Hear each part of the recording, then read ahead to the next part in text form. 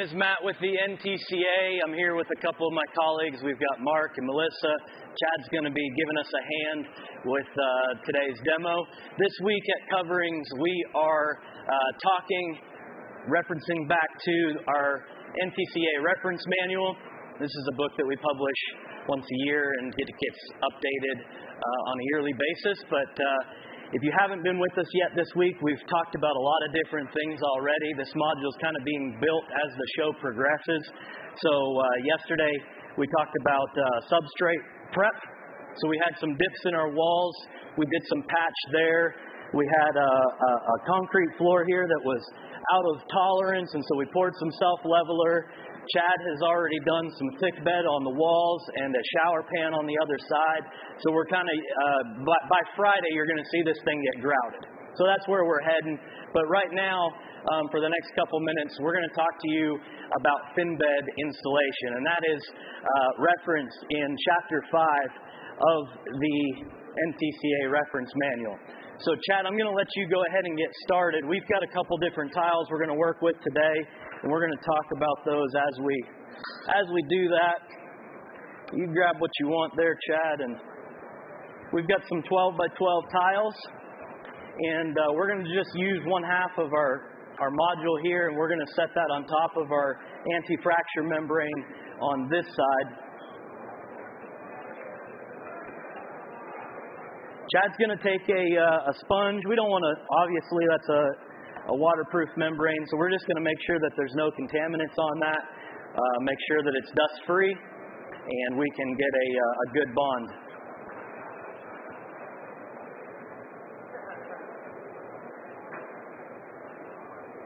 I'm going to give Chad just a second to go ahead and do that.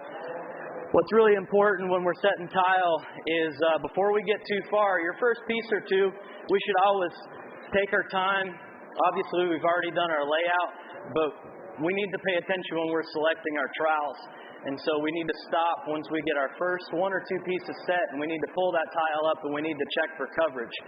So Chad's got one tile set, as you can see on the monitor there. Chad, let's pop that up, and let's see what you got. Well, that's not acceptable. This is a dry floor, a dry wall right here, so we need 80% coverage. We did not get that. And Chad, I don't know what you're doing over here, but we need to be doing this in straight lines. Everybody can see those swirl marks right there.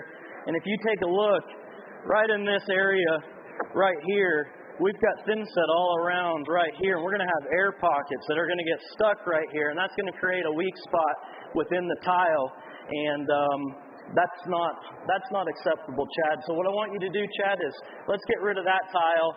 Let's maybe try a bigger trowel. Let me see what we got here. Let's try this trowel right here. And Chad, this time I want you to do some straight lines, maybe left to right. And let's see if we can get more coverage on that. We want 80% in our dry area right there.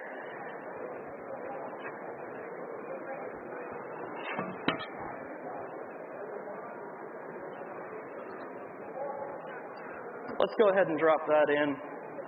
Let's see if we can get closer to 80%. Pop that up for us, Chad, and let's see what we got. Show that to everyone there. We're still not quite there, so we've already upped our trowel. We've already gone in straight lines, but we're still not quite there. So, Chad, what I want you to do, let's up our trowel one more time. This is a 1/4 by 1/2 inch trowel.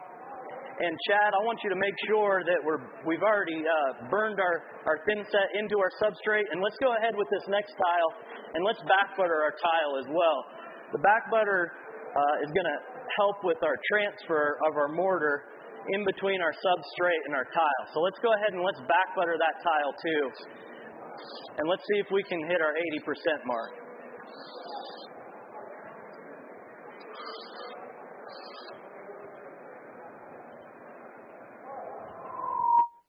You grab that straight edge. Back wall. There we go. Let's show that to everybody. We're all over 80% now. We've got our thin set burned into our substrate. We've gone in straight lines. We've rocked it perpendicular to the lines. and we've back buttered our tile. That looks good. Let's go ahead and let's get a couple more tiles set on the wall, or on the floor and the wall. Now that we've checked and we know that we have the right trowel selected. So I told you earlier when we first got started that we fixed these walls. Well, this is a 12-inch tile, so that requires that all of our surfaces be within a 1/4 inch and 10 feet. And this straight edge right here is how we would check that. Obviously, we don't have 10 feet right here, but if we were to lay this against the wall, we know that this is flat after we've patched it. So we're good and flat there. We've done the same thing with the floor that Chad's already setting tile on. Melissa, I'm going to give that to you.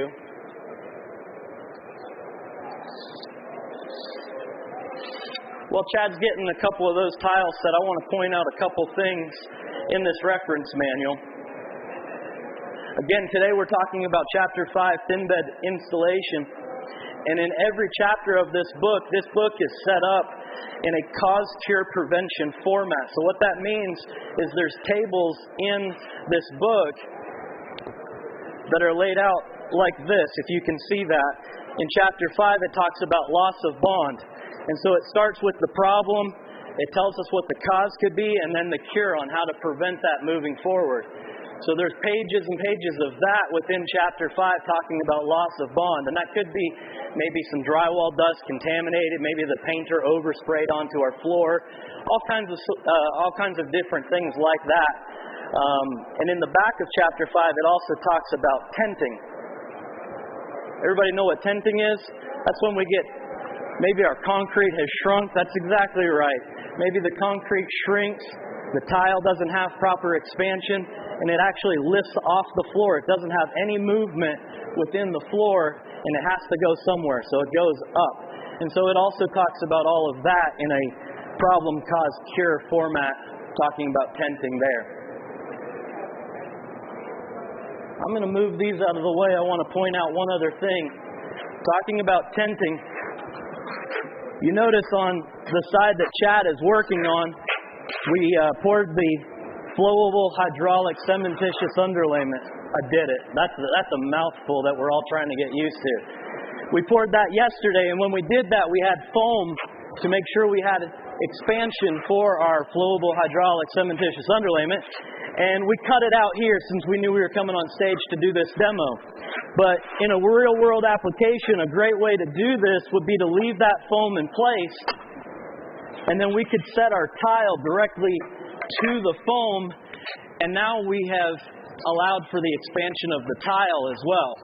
So we could set our tile, and then we could take a razor knife and we could cut on top of the tile, making sure that that joint between our tile and our wall stayed clear of thinset and grout. Does that make sense to everybody? And so that's one of the things that you have to make sure. EJ 171, and Chad's going to be showing us some of that here in just a second. EJ 171 is in the TCNA reference manual, and that's what we at the NTCA, that's what we base all of our methods and standards on, things like the TCNA, the ANSI methods, and so that's what we travel the country talking about. But EJ 171 is in the back of the TCNA manual, and that talks about the perimeter movement and the movement joints, expansion joints, things like that. And so one of the things it talks about in EJ 171 is that expansion perimeter joint here. And a great way to do that would be to leave that foam in place. So you're going to see Chad, he's going to set that first piece of tile. You notice that all of his lines are left to right.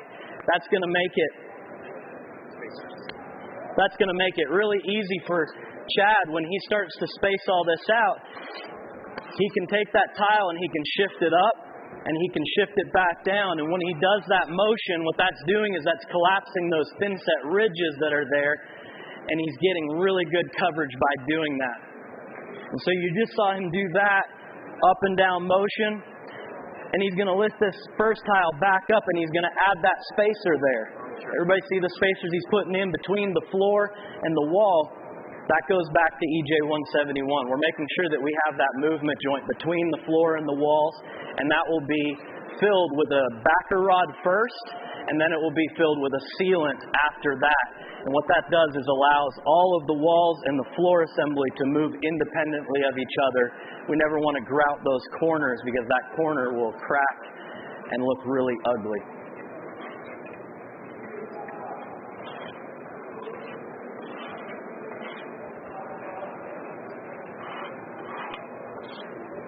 Chad, if I didn't know better, I would think you've done this before. Once or twice. Good. So if you come back throughout the rest of the week, we've got a couple more chapters that we are going to cover. Again, today we're talking about chapter 5, thin bed installation. Tomorrow we're going to be talking about chapter 6, which is specialized installation. We're going to be installing some glass and things like that. We'll show some best practices, some tips and some tricks on how to install glass. Tomorrow afternoon we'll be talking about material-specific problems, and we'll show you some ways to solve some job site conditions and things like that. And then on Friday, we're going to have more tile set on this. We're going to take a look at some unsanded grout, some sanded grout, some single component grout, and epoxy grout. So we're going to get this thing grouted with 4 different types of grout and show you proper ways to do that. Chad, why don't you get that last tile set on the left-hand side, and then we're going to spin this thing around, and we're going to set some tile on our shower floor.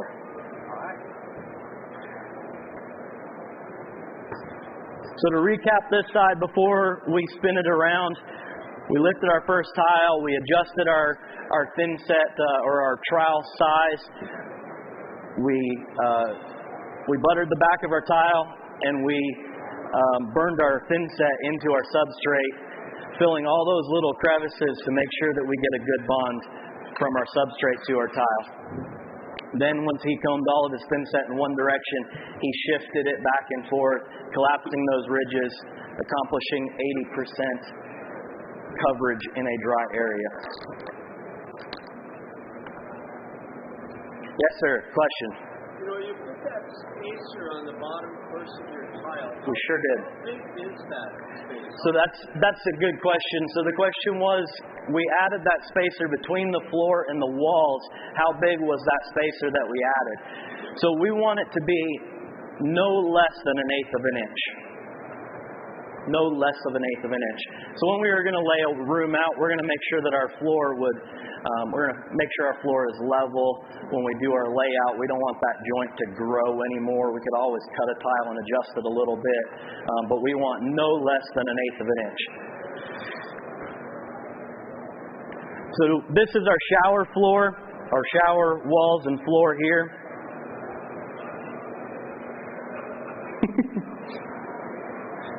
There we go.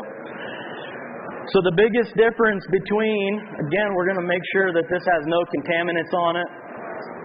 It's nice and clean. It's ready to accept tile. But the biggest difference between this floor and the last floor is the coverage requirements.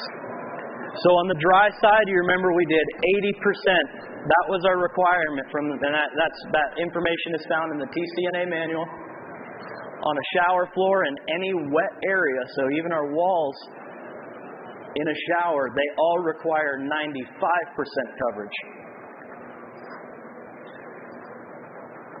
So we need to make sure, Chad, we do a really good job getting coverage on this. I don't want you to feel pressure in front of all these people, but you got to do a good job. So Chad's going to go ahead and he's going to set our first mosaic there. It's mesh back, 2x2 porcelain tile. He's going to set it in that thin set. And then Chad, I want you to grab that epoxy grout float to your left there and give it a good tap and make sure that we get really good coverage.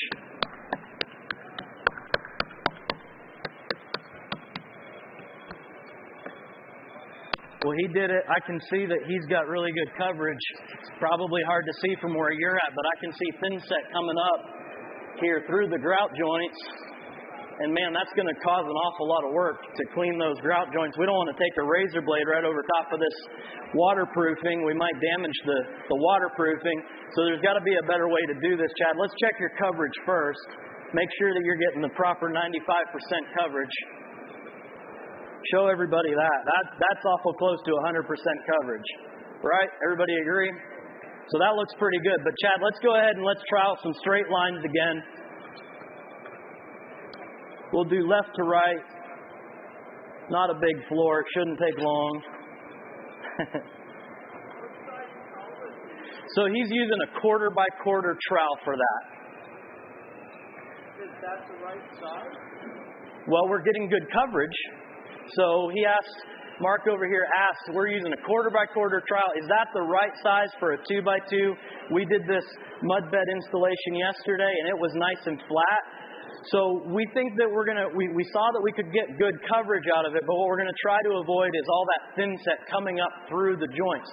So what Chad's already done here, we've troweled our straight lines. He's got the flat side of his trowel. He's added just a little bit of thin set build up on the flat side of the trowel. And what Chad's going to do is start in the back and pull in the opposite direction of his trowel lines. And he's going to make that really nice and flat. And by adding the thin set to the flat side of the trowel, he's not taking any thin set away. Does that make sense? So if there wasn't any thin set on the trowel, it would pull thin set away. So we still have the exact same amount of thin set that a 1/4 by 1/4 trowel, the ridges of the trowel would have, but now it's nice and flat. So Chad, I want you to take this tile and let's set another tile there. And let's see if we get any thin set coming up through the joints. Don't change anything. Use that same float. He's using some good pressure there, so we know we're getting really good coverage. It's nice and flat. Keep it straight. And we have very minimal thin set coming up through those joints. That saved most of our problems right there. We can always take a small grout cleaning brush and do any touch-up, but that's a great little tip right there for setting some mosaic tile. Found that, all of us have found that really helpful. You get into penny rounds and things like that, small mosaic tiles. That's a good little tip.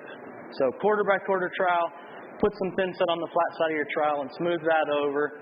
You're not taking any thin set away. You're getting really good coverage that way. Does anybody have any questions while Chad sets just a few more pieces?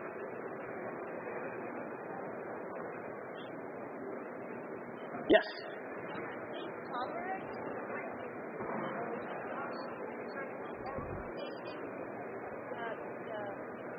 The trowel lines? Trowel lines? Mm-hmm. Do you get the same coverage? Yep, Chad, her question was, after we smooth out that thin set, are we getting the same coverage? So Chad, could you take one step back and let's just lift maybe the front half of that and take a peek under there, and let's see what kind of coverage we're getting under there. So the answer is yes. Except for the back, it was a little short on there. But... Yep, we're getting the right coverage. So again, that's why we put thin set on the back, on the flat side of our trowel. If it didn't have any thin set, it would pull thin set away. It would gather on that flat side of the trowel. And so we put in a little bit extra there, and then we flatten out our ridges, and it does a beautiful job. So we get really good coverage by doing it that way. Any other questions? How much coverage do we need in that wet area? So it's a wet area. Again, dry we're looking for 80%, but this is a shower floor model right here. So we need 95% coverage is what Chad is shooting for when he's doing that. And we're getting it. We're getting it. Hard to back butter a 2x2, right? So we don't have that advantage that we did on the other side to help us get our transfer and get our coverage, but we're getting our 95%. Did you just make up those numbers? Absolutely. Again, those 80% in the dry area and 95% in a wet area, those numbers come from industry standards, and you can find those in a TCNA method handbook. Well, very good. I'm going to point out one or two other things on these trowels. Today we were just using square notch trowels. But if you're having, it's an interesting time to be setting tile. When I started, almost everything was 12 by 12, no bigger, so you could grab a 3/8 trowel and pretty much do anything. But nowadays, as you guys as contractors know, one day you're going to be setting penny rounds, the next day you're going to be setting 24 by 48s. Well, they all are a little bit different to work with, aren't they? They're a lot of bit different to work with. And so we've got a really good collection of trowels. So this is a Euro notch trowel. This is what we call a slant notch trowel. And all of these trowels are designed to help us get coverage in bigger tiles. And so with a trowel like a square notch trowel, such as this, we have to collapse all of those ridges, right? You saw Chad do that. And so to do that, we set our tile down into the ridges of our thin set, and then we need to shift it from left to right. And that's what collapses those ridges. But these trowels here, our slant notch and our Euro trowel, those are designed, if you look closely at them, those are designed to collapse into each other. And so this taller ridge right here will collapse and fill in the void to the smaller ridge. And the same with this. These are already leaning over. And so these trowels are designed to place a tile straight down in it. And we have different tools and methods. You get into these gauge porcelain tiles. You set those on the floor. Some of these are like 5 feet by 10 feet. Well, you got to walk on those. And we shuffle our feet. We have a pattern that we do. And what that does is that collapses those ridges with a Euro notch and a slant notch trowel. On the walls, obviously we can't walk on walls, so we have a beating block, a special tool that we use to embed that. And then we also have a vibrating tool, and we run that around, and it helps to collapse the ridges with things like that. So there isn't one trowel that fits everything. So we have to always pay attention when we're doing a thin bed installation to have some trowels available to us, and we might have to try 2 or 3 different ones to find the right trowel for the job. If you're doing a 6x48 wood plank, it may not be the same trowel as a 12x24, and obviously not the same for like a penny round or something like that. So there is a trowel for every job. So if you're having any trouble getting that 80% coverage in a dry area or that 95% coverage in a wet area, most likely it's your trowel. Any other questions before we finish up? You got a lot of questions. I got lots of questions. Where can I find those fancy trowels, and how long do the trowels last? I mean, that trowel lasts for years, right? So Mark's next question is, where can I find all these fancy trowels? Well, I have really good news. You are at Coverings 2022. If you walk around, you will find all of these fancy tools, and ask your local distributor. We have a lot of great partners with the NTCA. And we show up for workshops and regional trainings. We're doing 180 of those throughout the country this year. And we get asked that a lot, don't we, Mark? When we show up, they say, well, what kind of trowels do you guys recommend? And sometimes they have trowels like this, and sometimes we give some recommendations. You may want to try this one or that one. And so your local distributor can always get you something like this if they're not available or you don't already have them in your arsenal of trowels already. Very good. Thank you guys. Appreciate it. Ladder Creek's up next. I think we have some prizes.